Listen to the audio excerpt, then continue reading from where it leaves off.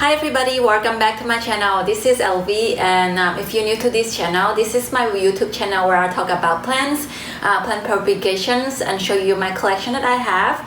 And today we have 3 philodendrons, and it's going to be about semi-hydroponics. So let's get started. So today I'm going to convert 3 of my philodendron into semi-hydroponics, and this is, as usual, is a part 1 video of the 3 parts video. This is going to be the first part that I'm showing you how I took out the dirt and what need to be done on the first week of semi-hydro transition process. So let's get started. I have here, it's Philodendron silver sword, the narrow forms, and then the Philodendron bertinianum that I got from Stiff Leaf. So these 2 plants I got it from Stiff Leaf, and then I have these Philodendron micans. So the first thing to do when you do semi-hydroponic is to choose a healthy plant. So I have these 2 at least for 2 weeks. I think at least 2 weeks now, 2 to 3 weeks, I couldn't remember, but it's in my house for a while, so it's been used to my environment. It's growing pretty well, have new shoots coming, the new glow is unfolding, so I know it's liking this environment, the soil type, so it's ready for it to transitions. So first thing you want to do is just take out dirt. And as usual, I have a bucket of reusable dirt. You don't have to throw away your dirt when you transition semi-hydro. You never know, maybe you're going to use it again next time. So wow, you can see I have a lot of fuzzy root down here. This silver soul was growing in my greenhouse, so it's pretty humid. It's about 90%. Most of the time the humidity. So down here, as you can see, was trying to reach for moisture. It's a lot of fuzzy root, so this is actually going to be easy to convert to semi-hydro. And I do heard that philodendron is a kind of an easy plant to do semi-hydro, but I don't know. I think this is my first philodendron that I'm going to convert to semi-hydro, so I will let you know if it's easy or not. So far, I found calathea is hard to convert, but it's make it. But Porto, I kill all of them when I transition them to semi-hydro. So I'm just going to be gently take out all the root. It's a slightly root bound. So look at this, the soil mix. If you still not sure like what kind of soil you're going to use for philodendron, or if you still want to keep it in philodendron, it seems like this is a lot of cocoa coir, which just hold a lot of moisture. A few inches later. I'm gonna give up on the glove. It's not convenient to use. Alright, so I have ones that's already take out all the soil, so very nice. So I'm going to wash it in a sink later. So you can see I have a lot of root come out as well. So this is Philodendron bertinianum. Brandy, I like to call it brandy. So yeah, this is a arrow that come out. So I grow this in my greenhouse as well. So I think they really like it, and I also like it too. Slightly root bounce, but it's still okay. These 2 plants is getting from a Stiff Leaf, and I really like their plants. They do give you the best plant that they have in stock. The roots is a lot. And it's really ready, not like some other seller. I heard sometimes like when you got a cutting, it's just not enough root for them to develop up around.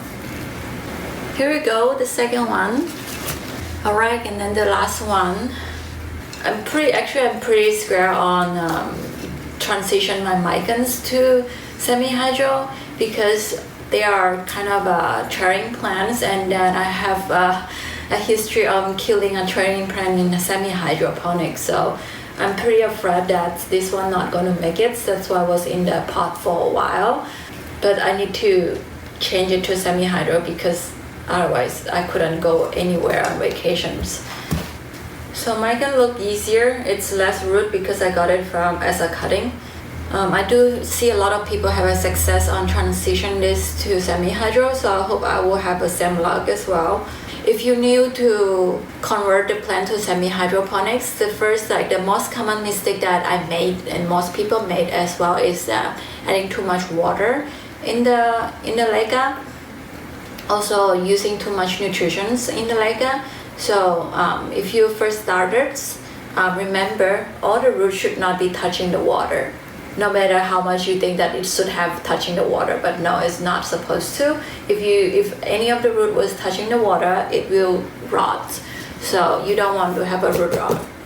Okay, so I have all come out from the soil, so I'm going to wash it, and then once I wash it, I will let it sit for about 30 to 45 minutes. It's just work on my environment, so I want to let the plants dry out a little bit, so when they go into the water, they will be a little bit more eager to drink water, or more acceptable to the water when it transition to Leca.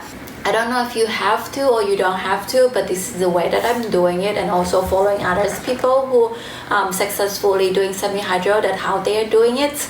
So after I wash it, I will let it sit for 30 minutes, and then I will spray on super dry. So I will be back. 1 hour later. Alright guys, I'm back. So I've been dried for 30 minutes and sprayed with super dry. So now it's ready to pot. I have this clear container.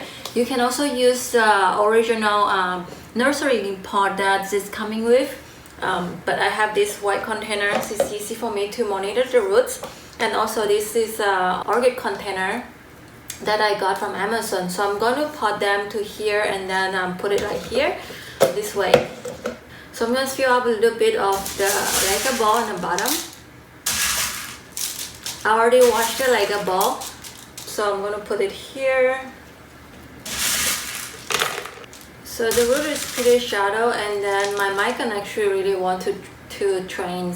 So I'm going to put it next to a pole so it can go up. So the good thing about using this orchid container is that they have a hole here, so the air can go through.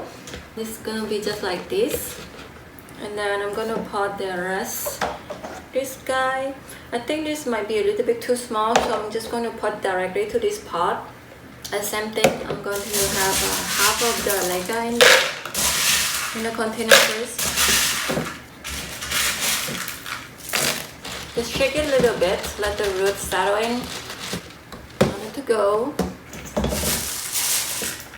So over half.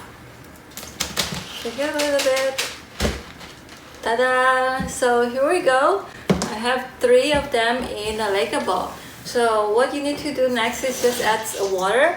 I'm doing just a rainwater. So this is my rainwater that I collect. So what you're gonna do is just put it about 1 inch high from the pot. You don't want it to be cover the root, because if you do that, it will become root rot, because the root is not really accustomed to so much water right now. You need them to have to grow the water root, so that they can have the water directly touching it. But right now, since we just transition it to the first week, so don't cover the root with water. So with this pot, because it's way taller, I'm going to just lightly touching the, like this. There's a little more. Instead of using the string to suck the water up, I use touching the root a little bit, because I found just the string is not really enough for the water to go up. And now I'm going to put it on top of the heat mat, because on the heat mat it will help to grow the root faster. And then after 1 week, and I will give you an update on how everyone doing. So this is part 1 of the 3-part video of my Philodendrons transition to semi-hydroponics. So stay tuned, and thank you for watching, and hope you like this video. Remember to click like and subscribe. Bye bye.